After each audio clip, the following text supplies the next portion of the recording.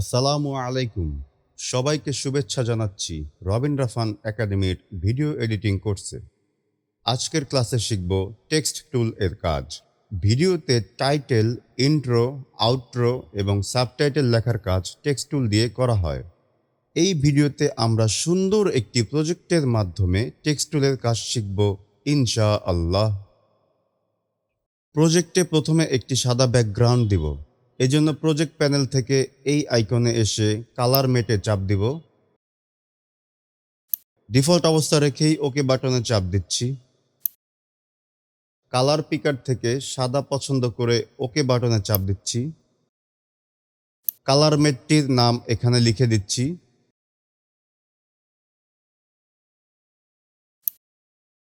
দেখা যাচ্ছে সাদা এই কালার মেটটি।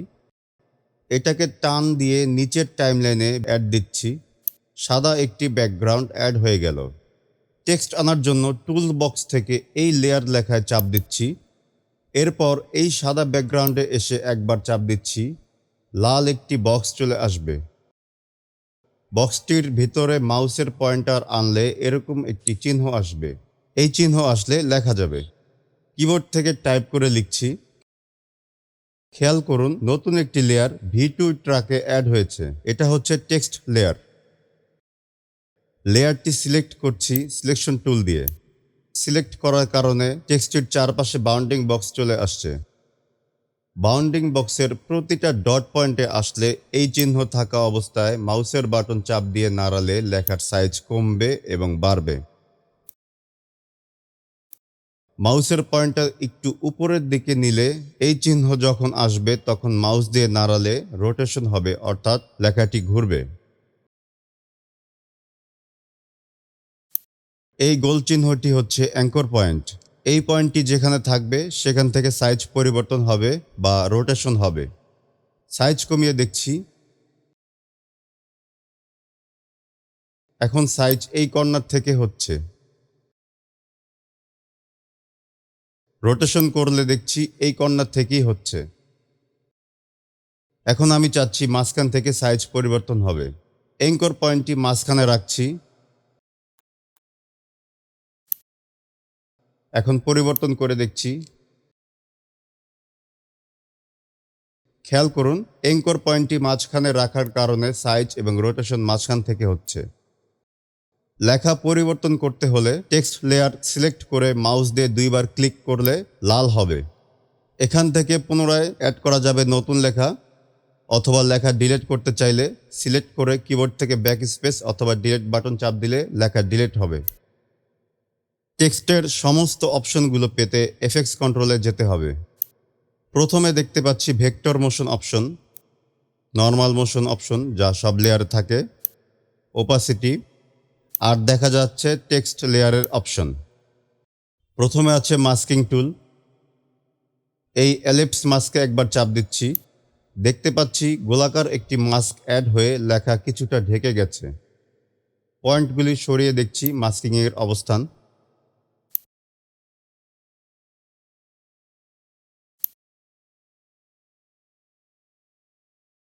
একইভাবে পলিগনাল মাস্কিংয়ে চাপ দিচ্ছি একবার। পয়েন্টারগুলি নাড়িয়ে দেখছি।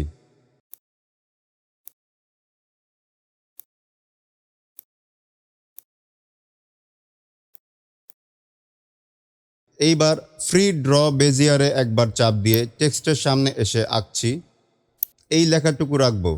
শুরু থেকে গোল করে শুরুর দিকে পয়েন্টে ছেড়ে দিচ্ছি। মাস্ক তৈরি হয়ে গেল। মাস্কিংগুলি অ্যানিমেশন করা যাবে এই মাস্কিং পাথ থেকে। তারপরে দেখা যাচ্ছে সোর্স টেক্সট। এটা হচ্ছে টেক্সটের প্রধান অপশন। এইগুলো হচ্ছে ফন্টের স্টাইল অ্যাপিরিয়েন্স। এইখান থেকে ফন্ট পরিবর্তন হয়। যদি ফন্টের নাম মুখস্থ থাকে তাহলে এইখানে চাপ দিলে লেখার অপশন আসবে।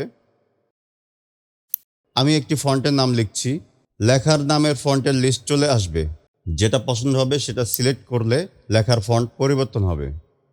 এটা হচ্ছে ফন্টের স্টাইল। এখান থেকে বোল্ড, ইটালিক, ন্যারো ইত্যাদি পছন্দ করা যায়।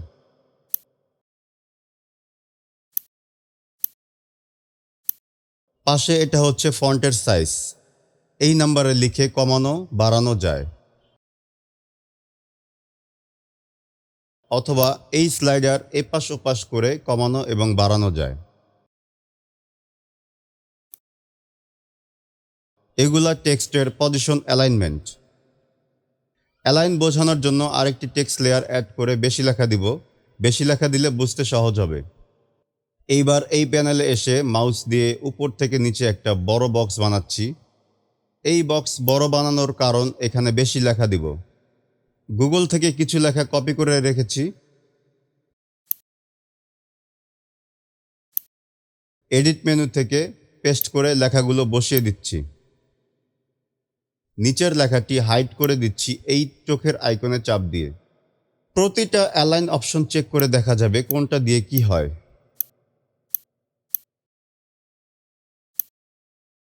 এইগুলো হচ্ছে টেক্সট ট্র্যাকিং কার্নাল অপশন।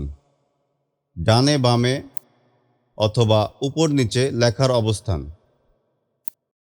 এইগুলো হচ্ছে টেক্সটের এডিশনাল স্ক্রিপ্ট অপশন। এটা দিলে বোল্ড হবে সব লেখা, এটাতে ইটালিক, এটা দিলে সব ক্যাপিটাল লেখা হবে এবং অন্যান্য। তার নিচে আছে অ্যাপিরিয়েন্স। প্রথমে দেখা যাচ্ছে ফিল। এইখানে চাপ দিলে কালার পিকার থেকে কালার পছন্দ করা যাবে, অথবা এই আই ড্রপার দিয়ে যে কোনো রং পছন্দ করা যাবে।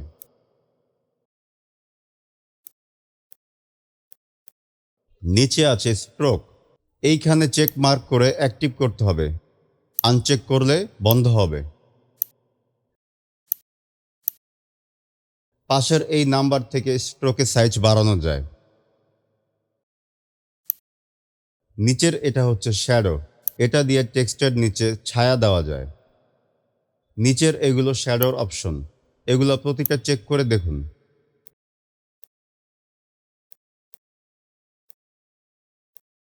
সবার শেষে আছে বেসিক লেয়ার ট্রান্সফরমেশন অপশন, যা দিয়ে পজিশন, সাইজ, রোটেশন এবং ওপাসিটি করা যায়।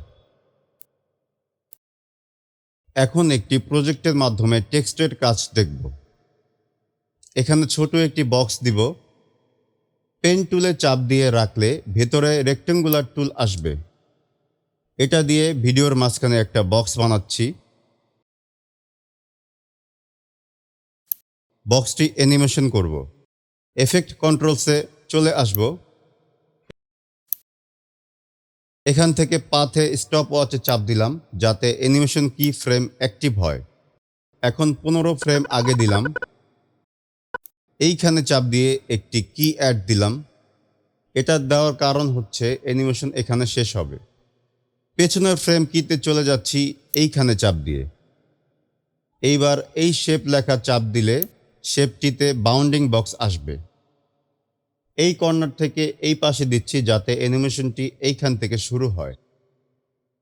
প্লে করে চেক করে দেখছি অ্যানিমেশনটি সুন্দর। এবার বক্সের কর্নারে 2টি ফুল দিয়ে অ্যানিমেশন করব। প্রজেক্ট প্যানেল থেকে ফুল 2টি অ্যাড করছি। এবার সাইজ করে ছোট করে নিচ্ছি। এখন অ্যানিমেশন করে ছোট থেকে বড় হবে ফুলগুলো। 15 ফ্রেমে এসে ফুলের লেয়ার বসাচ্ছি। Scale toggle animation switch active করছি। 10 ফ্রেম সামনে দিচ্ছি।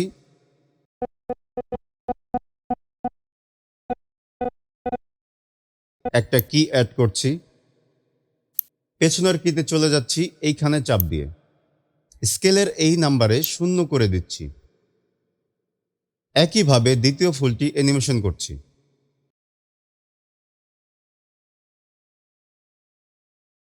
প্লে দিয়ে চেক করে দেখছি। এক্সিলেন্ট। এবার নাম লিখব বর এবং কনের। টেক্সট টুল দিয়ে প্যানেলের মাঝখানে চাপ দিয়ে নাম লিখছি। এবার টেক্সটটি অ্যাডজাস্ট করব।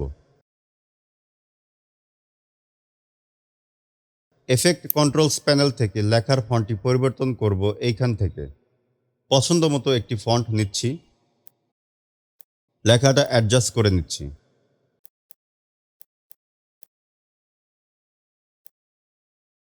লেখাটি অ্যানিমেশন করব। 20 ফ্রেমে এসে টেক্সটের পজিশন এবং opacity toggle animation switch on করছি। 10 ফ্রেম সামনের দিকে দিচ্ছি।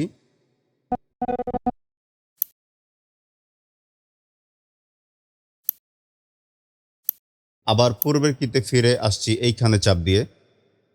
পজিশন নিচের দিকে হালকা দিব, ওপাসিটি 0 করে দিচ্ছি। ভিডিওটি প্লে করে দেখছি।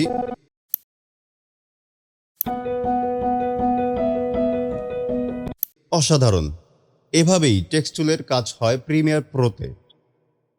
এই ছিল আজকের ভিডিওর সম্পূর্ণ ক্লাস। পরবর্তী ভিডিও দেখতে এই চ্যানেলের সাথেই থাকবেন আশা করছি। ধন্যবাদ।